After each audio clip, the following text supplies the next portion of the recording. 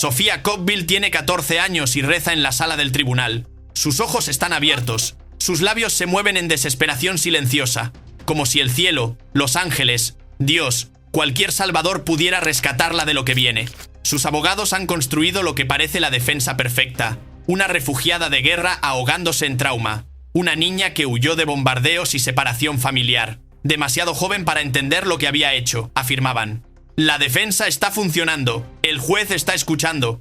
Entonces, la fiscalía presenta las fotos de la autopsia, las grabaciones de la confesión y la línea de tiempo que prueba que estuvo sola con su abuela durante horas. Y todo cambia. Llamada al 911. ¡Vengan rápido! Mi madre está en el suelo. Hay sangre por todas partes. ¿Qué pasó, señor? Mi hija dice que mi madre la atacó, pero mi madre está muerta. Regresemos al presente. Esas palabras fueron pronunciadas poco después de la medianoche del 23 de mayo de 2024 en Lauderdale Lakes, Florida. Vladimir Koval acababa de encontrar a su madre de 80 años muerta en el piso de su sala, y su hija de 14 años, Sofía, estaba sentada tranquilamente en la habitación contigua. Antes de continuar con todos los detalles de este caso, si te gusta el contenido de crímenes reales bien investigados, suscríbete y activa la campana para no perderte ningún caso. Este es el caso escalofriante de la adolescente inmigrante que golpeó a su abuela anciana hasta la muerte. De cómo el trauma generacional y la rabia adolescente colisionaron de la manera más horrible posible, y de cómo un teléfono confiscado desencadenó una violencia letal. Cada detalle que estás a punto de escuchar ha sido verificado a través de registros judiciales, reportes policiales y testimonio bajo juramento.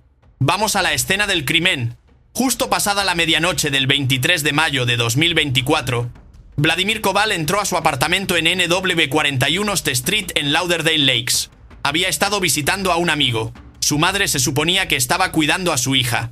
En cambio, caminó hacia una escena de crimen.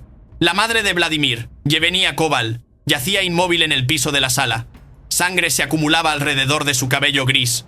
Su rostro estaba cubierto de moretones. Había pedazos de su andador esparcidos por la habitación. Un cinturón de cuero yacía retorcido junto a su cuerpo. La hebilla metálica manchada de rojo. Sentada en la habitación contigua al cadáver de su abuela estaba la hija de Vladimir, Sofía de 14 años. No estaba llorando histéricamente. No estaba en shock. Según Vladimir, estaba haciendo ruidos, como sollozando, pero no realmente gritando. La mente de Vladimir no podía procesarlo. 3 generaciones habían vivido en este apartamento pacíficamente. Su madre había sobrevivido la Segunda Guerra Mundial. Había huido a América por seguridad. Ahora estaba muerta en el piso. Le preguntó a Sofía qué había pasado. Su respuesta llegó rápida y fría. La abuela me atacó. Me defendí. Mantén este detalle en mente. Se vuelve crítico después. Sofía no gritaba. No parecía entrar en pánico. Pero peor aún, ni siquiera intentó ayudar a su abuela moribunda. Vladimir llamó al 911 a las 12:26 de la mañana. Los paramédicos llegaron en minutos. Llevaron a Yevgenia al centro médico Broward Health. Allí fue declarada muerta a su llegada. Bajo la ley de Florida, Sofía fue inmediatamente sometida a la ley Baker, llevada a una instalación de salud mental para evaluación de emergencia. Pero después de 72 horas de observación, los diputados la arrestaron por asesinato. Los oficiales notaron algo perturbador en sus reportes. Sofía no mostró emoción durante el arresto. Sin lágrimas. Sin resistencia. Solo se veía distante, como si estuviera viendo todo sucederle a otra persona. Un diputado escribió: el sujeto parecía en blanco, casi desconectado de la realidad. La autopsia que lo reveló todo. Los resultados de la autopsia regresaron en días. Trauma de fuerza contundente en el cráneo. Moretones profundos en ambos brazos. Marcas de ligadura en el cuello, consistentes con estrangulamiento. El médico forense identificó las armas del asesinato, un cinturón de cuero con una hebilla pesada, y el propio andador de Yevgenia, el mismo andador que necesitaba para moverse por su casa. Las lesiones eran extensas. Mostraban un ataque sostenido, no una lucha momentánea. Yevgenia había tratado de protegerse. Sus brazos estaban cubiertos de heridas defensivas. Esto no fue defensa propia. Esto fue rabia. Los detectives comenzaron a reconstruir la línea de tiempo. Vladimir les dijo que había confiscado el teléfono de Sofía esa mañana como castigo. Había estado pegada a la pantalla durante semanas, ignorando tareas, gritándole a cualquiera que la interrumpiera. Dejó a Sofía sola con Yevgenia alrededor de las 8 de la tarde para visitar a un amigo por unas horas. Cuando regresó justo después de medianoche, Su madre estaba muerta. Los investigadores tenían una ventana de 4 horas, sin testigos, sin cámaras de seguridad dentro del apartamento. Solo la confesión de Sofía y la evidencia física. Descartaron robo inmediatamente. Nada fue robado, no hubo entrada forzada. El apartamento estaba cerrado desde adentro. Sofía admitió el asesinato, pero su historia comenzó a cambiar casi inmediatamente. Primero, le dijo a los detectives que su abuela la había arañado, forzándola a pelear en defensa propia. Entonces su historia cambió. Afirmó que Yevenia ya estaba muriendo de vejez y enfermedad. Sofía dijo que simplemente la ayudó. Deja que esas palabras se asienten por un momento. Una sobreviviente de cáncer de 80 años que había escapado de la guerra fue ayudada a morir por su propia nieta. Pero había una pieza más que los fiscales usarían para demoler la defensa de Sofía. Algo sobre su comportamiento que no coincidía con alguien que acababa de perder el control en defensa propia. Durante el interrogatorio de 3 horas, Sofía nunca preguntó sobre su abuela, nunca preguntó si Yevenia sobrevivió, nunca mostró remordimiento. Si este caso de una adolescente refugiada te parece brutal, espera a conocer el de Mackenzie Shirilla, la chica de 17 años que convirtió su Toyota Camry en un arma letal y asesinó deliberadamente a 2 personas. Datos GPS probaron que practicó la ruta del crimen 7 veces. Mira ese caso aquí arriba. Las sobrevivientes de guerra. Para entender qué sucedió esa noche, necesitas entender la oscuridad que había estado construyéndose en esta familia durante generaciones. Yevenia Kovbil nació en 1944 en Francia ocupada por los nazis. Era una bebé cuando las fuerzas aliadas liberaron París. Después de la guerra, su familia regresó a Ucrania controlada por los soviéticos. Creció bajo el régimen de Stalin, sobrevivió la Guerra Fría, construyó una carrera como maestra, educando a niños a través de décadas de dificultades. Entonces llegó el diagnóstico de cáncer. Lo combatió mientras seguía trabajando, todavía cuidando a sus estudiantes. Cuando la Unión Soviética colapsó, Yevenia pensó que lo peor había quedado atrás. Inmigró a Estados Unidos, en sus 70 segundos, para vivir con su hijo Vladimir, y finalmente encontrar paz. Estaba equivocada. Su nieta Sofía Kovbil nació en Ucrania en 2010. Durante sus primeros 12 años la vida fue relativamente estable. Tenía a ambos padres, una casa, ritmos de infancia normales. Entonces Rusia invadió en febrero de 2022. Las bombas comenzaron a caer. Las sirenas de ataque aéreo se volvieron rutina. Sofía y su madre huyeron hacia el oeste mientras Vladimir se quedaba atrás para ayudar a evacuar a otros. La familia se reunió brevemente en Polonia después ese año, pero la madre de Sofía no pudo obtener visa estadounidense. Tuvo que quedarse en Inglaterra mientras Vladimir y Sofía inmigraban a Florida. Sofía llegó a Lauderdale Lakes en 2023. Se mudó al apartamento de su abuela. 2 generaciones de sobrevivientes de guerra bajo un techo. Al principio, el cambio pareció ayudar. No más sirenas, no más esconderse en sótanos. América ofrecía seguridad y estabilidad, pero en meses aparecieron grietas. Sofía se inscribió en la secundaria, pero luchó con el inglés. Las diferencias culturales la abrumaron. No tenía amigos.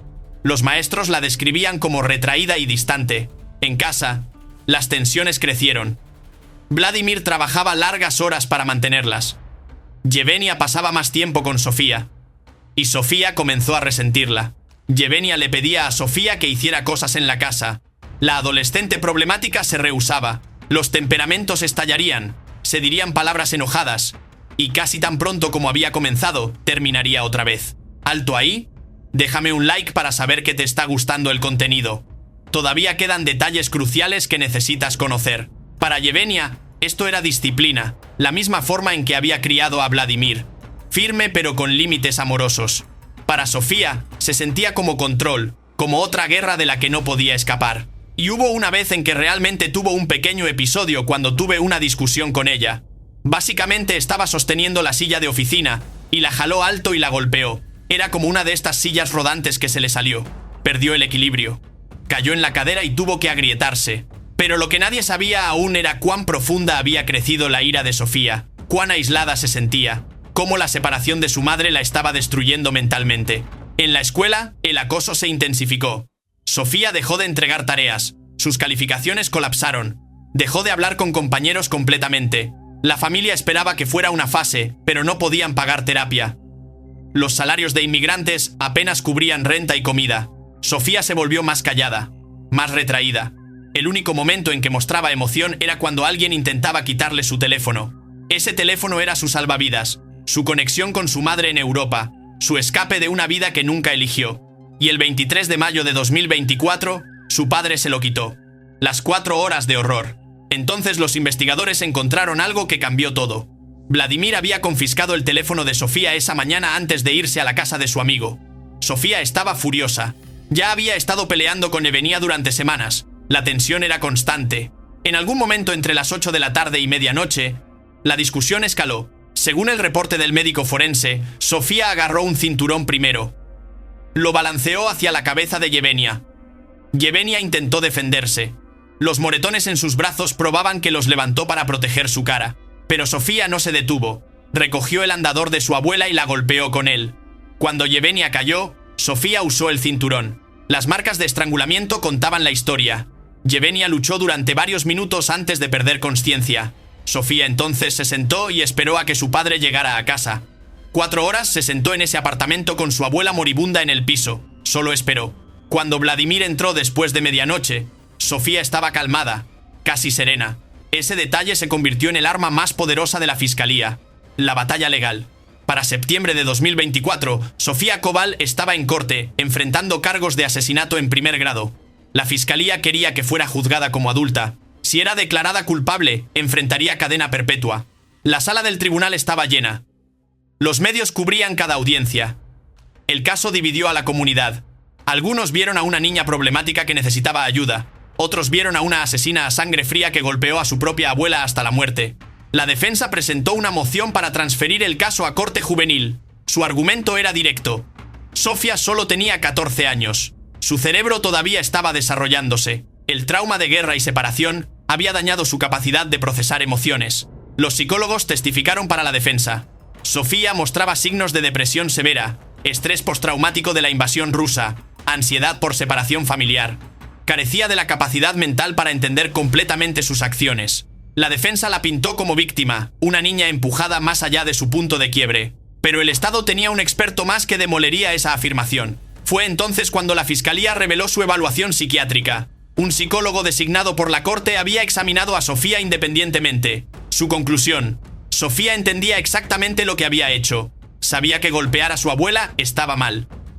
Sabía que el cinturón y el andador causarían lesión seria. Sabía que no llamar al 911 significaba que Yevenia moriría. Y aquí está la evidencia que lo probó. Sofía cambió su historia múltiples veces para evitar responsabilidad. Primero afirmó defensa propia. Luego afirmó asesinato por piedad. Cada versión fue calculada para minimizar su culpa. Eso no es enfermedad mental. Eso es consciencia de culpabilidad. La fiscalía presentó la línea de tiempo. 4 horas sola con su abuela moribunda. Sin intento de ayudar. Sin remordimiento cuando fue cuestionada. Sin emoción en absoluto. ¿Recuerdas ese detalle sobre la expresión en blanco de Sofía?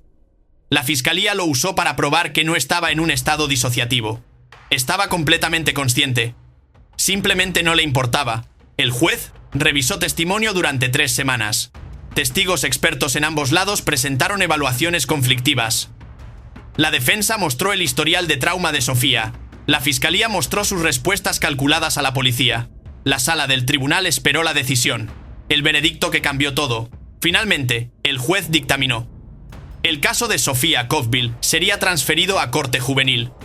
No sería juzgada como adulta. La defensa había ganado. Pero aquí está lo que la defensa no esperaba. Las condiciones de esa victoria. Sofía recibió sanciones juveniles, tratamiento psiquiátrico obligatorio, asesoramiento intensivo, detención hasta que cumpliera 18 años. El juez impuso requisitos estrictos. Sofía permanecería en una instalación de detención juvenil por un mínimo de 3 años. No podía ser liberada a menos que psicólogos designados por la corte la consideraran segura para la sociedad. Y si violaba cualquier condición de su detención, si su comportamiento mostraba que no estaba mejorando, los fiscales podrían peticionar para juzgarla como adulta retroactivamente. Sus abogados han negociado en su nombre que sería adjudicada culpable de este cargo y sería sentenciada a sanciones juveniles donde sería comprometida a un programa de máximo riesgo seguido de una liberación condicional que no menestante fervacios.comases terminará sin audiencia. ¿Por cuánto tiempo? Tiene que tener términos y condiciones hasta la edad de 21 años. La misericordia que le habían otorgado venía con una fecha límite. Fallar en rehabilitarse y una prisión de adultos espera. Señorita Koval, ¿entiende eso? Que podría estar en este programa hasta por 3 años hasta que Justicia Juvenil determine que ha satisfecho sus requisitos. Sí, señor. Una condición más selló su destino. Sofía sería monitoreada por 3 años después de la liberación. Cualquier comportamiento violento, cualquier falla en cumplir con tratamiento, y enfrentaría sentencia de adulto por asesinato. El padre que perdió todo. Vladimir Koval apareció en corte durante la sentencia. Leyó una declaración breve. Había perdido a su madre. Esperaba que su hija usara esta oportunidad para entender lo que había hecho. Perdimos nuestra relación, y aquí hoy vengo a testificar que espero que este juicio le dé una oportunidad a mi hija de evaluar, realizar su error y corregir nuestra vida futura. Dejó la sala del tribunal sin mirar a Sofía. Epílogo, la pregunta sin respuesta. Sofía Koval actualmente está detenida en una instalación juvenil de Florida. Su fecha de liberación depende completamente de evaluaciones psiquiátricas, confirmando que ya no representa un peligro. El caso permanece bajo supervisión estatal. Si Sofía falla en cumplir estándares de rehabilitación, los fiscales pueden volver a presentar cargos de asesinato en corte de adultos. Las marcas del cinturón en el cuello de Yevgenia Koval permanecen como evidencia central en el archivo del caso. Las fotos de autopsia, las grabaciones de confesión, todo espera en caso de que la sentencia juvenil de Sofía falle. La pregunta de si una refugiada de 14 años merece una segunda oportunidad o consecuencias de adulto continúa dividiendo a la comunidad legal de Florida y al vecindario de Lauderdale Lakes, donde Yevgenia vivió y murió. 3 generaciones de sobrevivientes de guerra. Una terminó muerta en el piso de su sala. Otra enfrenta años en detención juvenil. Y la tercera perdió tanto a su madre como a su hija en una sola noche horrible. No hay ganadores en esta historia. Solo víctimas de trauma generacional, separación familiar y una violencia que nadie vio venir hasta que fue demasiado tarde. Este caso sigue generando debates sobre trauma infantil, justicia juvenil y cuándo la misericordia debe terminar y la responsabilidad comenzar. Si quieres estar al tanto de más casos como este, suscríbete al canal. Déjame en los comentarios qué caso quieres que investigue después. Nos vemos en el próximo video.